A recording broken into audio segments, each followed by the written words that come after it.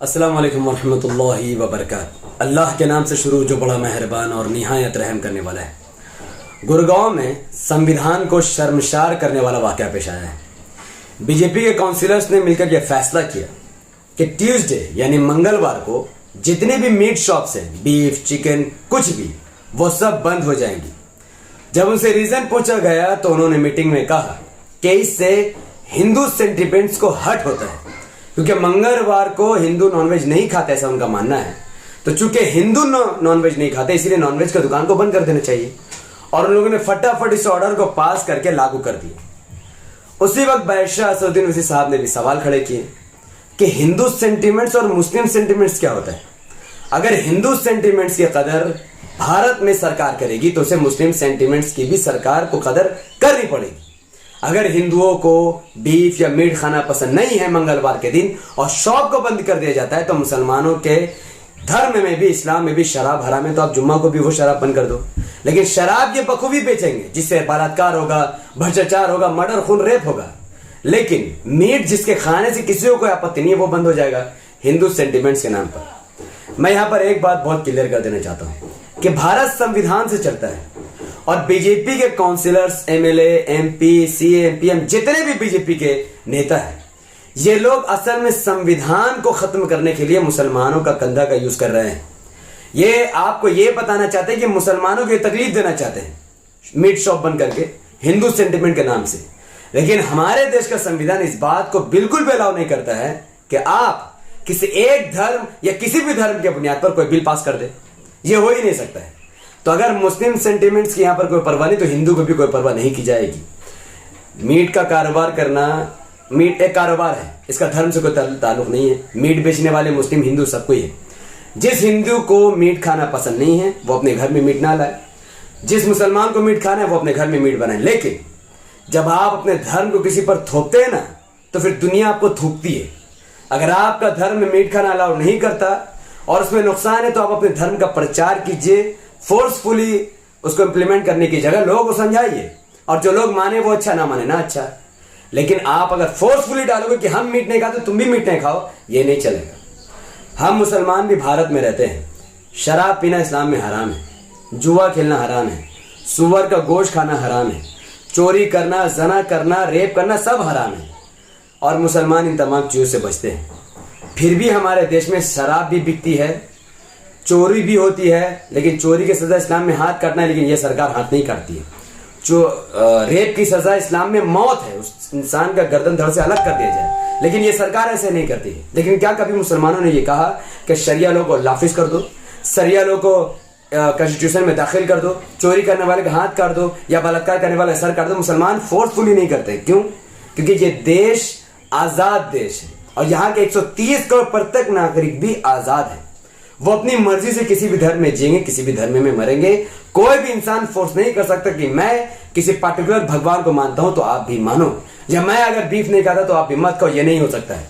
मुसलमानों को बीफ खाना है, वो पैसे देकर खरीद कर लाकर खाएंगे। ना सरकार रोकने का कोई उसका अधिकार है, ना ही कोई जमीन में उसे मारपीट कर सकता है। और अगर हिंदू को बीफ नहीं खाना है तो मुसलमान जबरदस्ती मार कर उसे बीफ उसके मुंह पर नहीं डाल सकता है। तो इस चीज को आपको समझना पड़ेगा। बादशाह असदुद्दीन ओवैसी साहब ने भी अपना स्टैंड लिया। मुसलमानों को वोट लेने वाले राहुल गांधी, प्रियंका गांधी, ममता बनर्जी, अखिलेश यादव, तेजस्वी यादव, किसी ने इस बारे में कोई बात नहीं की कि उनको हिंदू वोट की परवाह, मुसलमानों वोट की परवाह नहीं है। लेकिन बादशाह असदुद्दीन ओवैसी साहब, जिसको मुट्ठी बराबर मुसलमान वोट देते हैं, ये नेता बिना किसी की परवाह किए हक इंसाफ की लड़ाई में कूद पड़ा। और इस मंगलवार को मीट शॉप बंद होने को लेकर इन्होंने प्रेस कॉन्फ्रेंस करके अपनी बात लोगों तक रखने की कोशिश की। मैं वो वीडियो अभी आप तक चला देता हूं। उम्मीद है कि आप सबको इनकी बात समझ में आएगी कि रियल सेक्युलरिज्म सिवाय ओवैसी साहब के और कोई भी नहीं जानता। कौन क्या बेचेगा, फेथ की बुनियाद पर अगर फैसला होगा तो फिर क्या ये मुल्क कोई थियोलॉजिकल कंट्री हो गया है क्या? जो संविधान बाबा साहेब अम्बेडकर का बनाया हुआ है, जिसमें साफ तौर पर सबको मालूम कि इस मुल्क का कोई फेथ नहीं है, ये मुल्क सब फेथ को मानता भी है, जो नहीं मानता उनको ही मानता है। और अगर मैं किसी दुकान से तरकारी खरीदता हूं या मच्छी खरीदता हूं या मटन खरीदता हूं या बीफ खरीदता हूं और जो इलीगल नहीं है और मैं अपने घर में पका के खाता हूं, तो आपको तो मैं मजबूर नहीं कर रहा हूं ना खाने के लिए, मैं तो अपने घर ले जाकर उसको पका के खा रहा हूं। तो आप बोल रहे हैं ये हमारा बिलीफ है, हमारा फेथ है, तो मंगलवार को आप दुकान बंद कर दीजिए। ये कहां पे लिखा हुआ है? किसने इख्तियार दिया आपको? चलिए गवर्नमेंट हॉलिडे है, गांधी जयंती है, कोई गवर्नमेंट हॉलिडे समझ सकते, गवर्नमेंट हॉलिडे है, मगर कुछ नहीं, वहां ट्यूसडे है, मंगलवार है, तो आप दुकान बंद कर दीजिए, आप गोश्त नहीं बेचेंगे। आप कौन होते भाई? मेरे घर में क्या पकेगा, मैं तो आपको फोर्स नहीं कर रहा हूं ना, मैं तो लूंगा, मैं जो मेरी मर्जी है, पसंद है, मैं उसको लूंगा, पकाऊंगा, घर में खाऊंगा। और आप बोल रहे नहीं बिलीफ है, फेथ है। ये कहां से आ रहा है फेथ बिलीफ? क्या इस देश को आप बिलीफ के ऊपर चलाएंगे या संविधान पे चलाएंगे? अगर ये देश बिलीफ पर चलेगा तो फिर संविधान क्यों है? निकाल दीजिए संविधान को, खत्म कर दीजिए संविधान को। आप फिर एक मजाक बनाकर रखे हैं कि आप लोग, आप सत्ता में है तो आपका बिलीफ है, फेथ है। अगर यही आपका फेथ और बिलीफ है तो मेरा भी फेथ है। मैं इसलिए मैं कह रहा हूं कि ठीक है, आप फ्राइडे के दिन शराब की दुकान बंद कर दीजिए, शराब बेचिए मत आप। ये मजाक बना कर रखे हैं भाई। आप कैसे देश को आगे लेके जाएंगे? अच्छा, फिर ये क्यों कानून नहीं बनाते वो गुरुग्राम में कि भाई जितने हमारे गुरुग्राम में 5 स्टार हैं वो गोश्त नहीं बेचेंगे? बनाइए ना, चलिए बोल दीजिए पूरे 5 स्टार होटल में गोश्त नहीं बिकेगा, कोई सर्व नहीं करेगा। ये सिर्फ और सिर्फ इस देश की जो खूबसूरती है, उसकी डाइवर्सिटी, उसकी प्लुरलिज्म को खत्म करके इस देश को एक थियोक्रेटिक कंट्री बनाने की पूरी कोशिश की जा रही है। अब सुप्रीम कोर्ट का जजमेंट है कि right to privacy fundamental right है।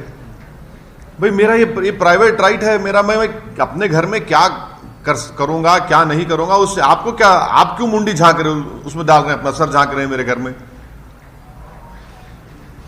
ये सरासर गलत फैसला लिया गया है और इसी तरह के फैसले हर जगह पर शुरू हो जाएंगे। आपने कर्नाटका में बीफ बैन लगा दिया, 1.5 लाख से ज्यादा कुरैश बरादरी के लोग बेरोजगार हो गए। अरे भाई, बीफ बैन लगाने से उसमें क्या, ये किस बुनियाद पर किया गया?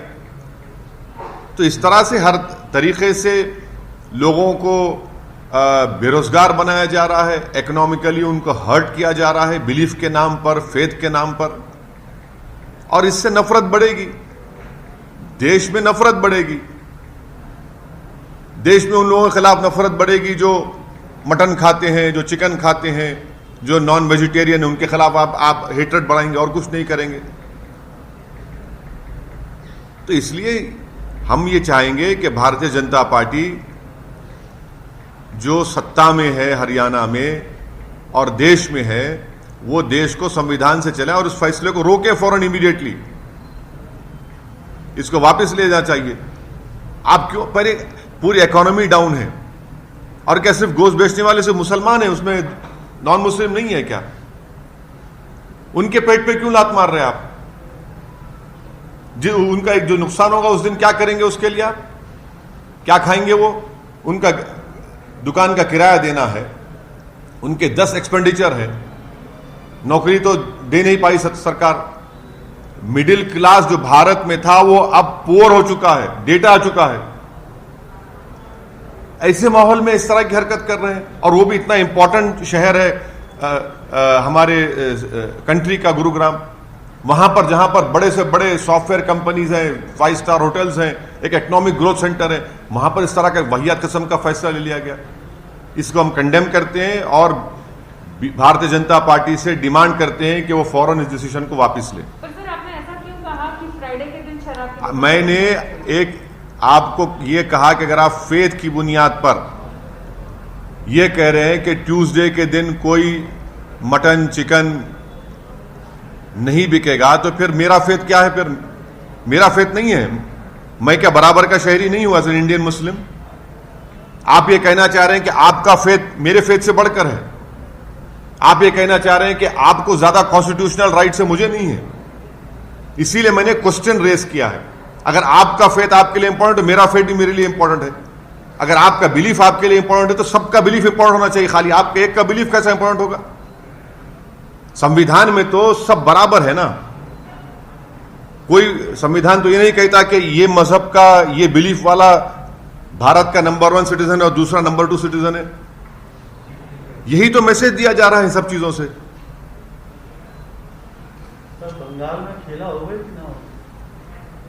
अभी आप जो है ये चिकन मटन की बात हो रही है, इलेक्शन की बात बाद में होगी। अच्छा सर, आज आपको पता होगा कि आरएसएस के नए जनरल सेक्रेटरी बन गए दत्तात्रेय होसाबले।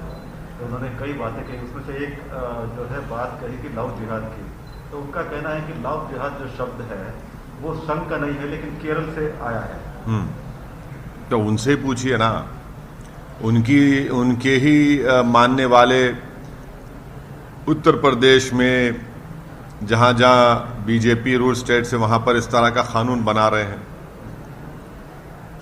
कोई अपनी पसंद से शादी नहीं कर सकता, कोई अपनी पसंद से मजहब छोड़ नहीं सकता। तो ये अनकॉन्स्टिट्यूशनल इनका ये तमाम जो लॉज बनाए जा रहे हैं ये तमाम अनकॉन्स्टिट्यूशनल है, राइट टू इक्वालिटी के खिलाफ है, हर चीज के खिलाफ है, कॉन्स्टिट्यूशन के फंडामेंटल राइट्स के खिलाफ है। सर जमीरुल हसन साहब जो है वो पार्टी छोड़ के टीएमसी बोल रहे हैं कि ममता बनर्जी को जितवाएंगे। हाँ तो उनसे पूछिए भाई, मेरे को नहीं मालूम। और उन्होंने ये भी सर कहा गुरुग्राम में जो डिसीजन लिया गया है उस पर आप विरोध कर रहे हैं। अमूमन ये माना जाता है कि मुस्लिम कम्युनिटी के लोग इस धंधे में लगे हुए हैं, लेकिन क्या आप उन लोगों के साथ जो हैं जो हिंदू छक्का मीट शॉप करके चलाते हैं पूरे गुरुग्राम में, क्या उन लोगों के साथ? मैं ये कह रहा हूं कि आप किसी के भी कारोबार को, बिजनेस को, उनके ऑक्यूपेशन को किसी के बिलीफ के नाम पर बंद नहीं कर सकते। आप उसका ऑक्यूपेशन में सब लोग शामिल हैं, सिर्फ एक समुदाय के, एक मजहब के लोग नहीं, उसमें सब शामिल हैं। अगर जब बंद होगा तो सबको नुकसान पहुंचेगा। मेरा इंपॉर्टेंट क्वेश्चन यह है कि आप होते कौन हैं कि मैं क्या खाऊंगा, क्या पका के अपने घर में खाऊंगा, और मैं आपको फोर्स तो नहीं कर रहा हूं ना, आपको पार्टेक भी नहीं कि आप क्यों कर रहे हैं। आपका वो जो स्टेप लिया गया है वो गलत है, ये कह रहा हूं मैं। इसमें सब शामिल है। अगर आप बिलीफ की बात कर रहे हैं, आपका बिलीफ ये है, तो फिर फ्राइडे के दिन भी तो मेरे लिए as a Muslim, Indian Muslim, मेरे लिए भी इंपॉर्टेंट दिन है वो। हर समुदाय के लिए कोई ना कोई दिन इंपॉर्टेंट होता है, तो क्या करेंगे फिर आप? फिर हाँ, गवर्नमेंट हॉलीडे जहां पर है वहां पर तो बिजनेस बंद होता है, मगर इस तरह की बात लेकर आना, आप अपने बिलीफ को पूरे लोगों पर इंपोज कर रहे हैं, यह संविधान के खिलाफ है। संबित पात्रा ने आपको नफरती लैला बोला। हाँ, नफरती लैला। चलिए, लैला तो माना ना, लैला तो माना ना। और जो लैला होती है वो नफरत नहीं होती। लैला से मोहब्बत में मजनू दीवाने होते हैं, समझे ना। लैला की मोहब्बत में पूरे मजनू दीवाने होते हैं। अब आप नहीं हुए तो समझ में नहीं आ रहा क्यों नहीं हो रहे आप। सर इलेक्शन वेस्ट बंगाल में क्या है, आप कंटेस्ट करने वाले दिन क्या बताएंगे मैडम, आपको जल्द से जल्द बताएंगे। एक्सक्लूसिव मैं आपको बताऊंगा, वादा कर रहा हूं आपको। हम कहाँ नौकरियां जाएंगे। लेकिन सर पश्चिम बंगाल पे एक सवाल है, पश्चिम बंगाल पे आप इतने कतरा क्यों रहे हैं सवालों के जवाब से? कहाँ? अरे भाई, मैं क्या मोदी जी हूं जो प्रेस कॉन्फ्रेंस नहीं किया 6.5 साल में ओपन एक भी। हम तो हर वक्त में आपके दरमियान में है। हम शमा हैं, आप परवाने हैं। वहाँ तो मजा खेला हो रहा है। हाँ, हो रहा विकास हो रहा है। सर चुनाव वेस्ट बंगाल में चुनाव लड़ेंगे या नहीं लड़ेंगे, ये बताएंगे आपको, बताएंगे इंशाल्लाह जरूर बताएंगे। पहले मैडम को बताएंगे अभी तक, लेकिन ये डिसाइड नहीं हुआ है कि अपन लड़ेंगे। नहीं, पहले मैडम को बताएंगे, फिर आप लोगों को मालूम हो जाएगा। ये मैडम से वादा किया हूँ, इंशाल्लाह मैडम को बताऊंगा और आप एक्सक्लूसिव चलाएंगे आप। सर जी बांग्ला नेटवर्क के तीन बांग्ला भी है सर, रिपब्लिक बांग्ला ही नहीं। नहीं भाई, लेडीज फर्स्ट। सर तमिलनाडु में आप किस तरह से अब आगे क्या प्लान है? 3 सीट लड़ रहे हैं जैसा आपको मालूम, और दिनाकरन साहब की पार्टी के साथ हम लोग साथ हैं, और मैं जाऊंगा तमिलनाडु, कैंपेन भी करूंगा, और दिनाकरन साहब के साथ भी कैंपेन करूंगा, और पूरी कोशिश करेंगे हमारे कैंडिडेट्स की कामयाबी के लिए। और इंशाल्लाह हमको उम्मीद है कि तमिलनाडु के इलेक्टोरेट, तमिलनाडु के वोटर्स हमको आशीर्वाद देंगे, हमको अपनी मोहब्बतों से नवाजेंगे, हमारे कैंडिडेट्स को वोट देकर कामयाब करेंगे। तो आपने इसके पहले कहा था कि तमिलनाडु में एक थर्ड फ्रंट होगा जो आपके साथ एएमएम के और बाकी पार्टियों के साथ होगा, तो क्या तमिलनाडु के लोग थर्ड फ्रंट के लिए देख रहे हैं? मेरा मानना यह है कि तमिलनाडु में एक थर्ड फ्रंट का बहुत पॉलिटिकल स्पेस है और वो पॉलिटिकल स्पेस को मुझे यकीन है कि जनाब दिनाकरन साहब उसको ऑक्यूपाई करेंगे। सर, हाल ही में आप उत्तर प्रदेश गए और वहाँ पे जलसा किया, काफी सारे लोग आ रहे, तो उत्तर प्रदेश का एक साल अभी इलेक्शन के लिए 1 साल बाकी है, तो क्या कैसा स्ट्रैटेजी कर रहे हैं, प्लान कर रहे हैं? अभी हम लोग जो है जनाब राजभर साहब के साथ संकल्प मोर्चा बनाया गया है, भागीदारी संकल्प मोर्चा। उस भागीदारी संकल्प मोर्चा के एमआईएम पार्टी हिस्सा हैं, उसके जिम्मेदार, उसके कन्वीनर जनाब ओम प्रकाश राजभर साहब हैं, जिन्होंने अपनी मिनिस्ट्रीशिप से रिजाइन करके ये जो वंचित समाज के तमाम पार्टीज को उन्होंने जमा किया है और उनके साथ हम लोग काम कर रहे हैं और इंशाल्लाह उन्हीं के भागीदारी संकल्प मोर्चा के साथ एमआईएम पार्टी उत्तर प्रदेश में चुनाव लड़ेगी और उसी की तैयारी में हम तमाम लोग जुटे हुए हैं। और इंशाअल्लाह ताला 4 अप्रैल को मैनपुरी में, 4 अप्रैल को इंशाअल्लाह हमारा मैनपुरी में एक और पब्लिक मीटिंग होगी। अब कंटिन्यूस यहाँ से हमारी मीटिंग्स होंगी। हाँ, 5 अप्रैल को मैनपुरी में हमारी पब्लिक मीटिंग होगी भागीदारी संकल्प मोर्चा की, उसमें भी हम जाएंगे और इलेक्शन में हिस्सा लेंगे। सर, राहुल गांधी ने आसाम में ये कहा है कि BJP wants to run Assam from Nagpur, आप किस तरह से देखते हैं?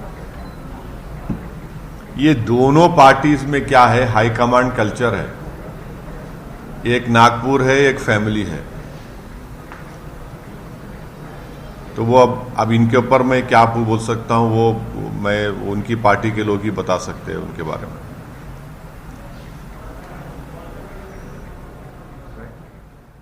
Okay sir.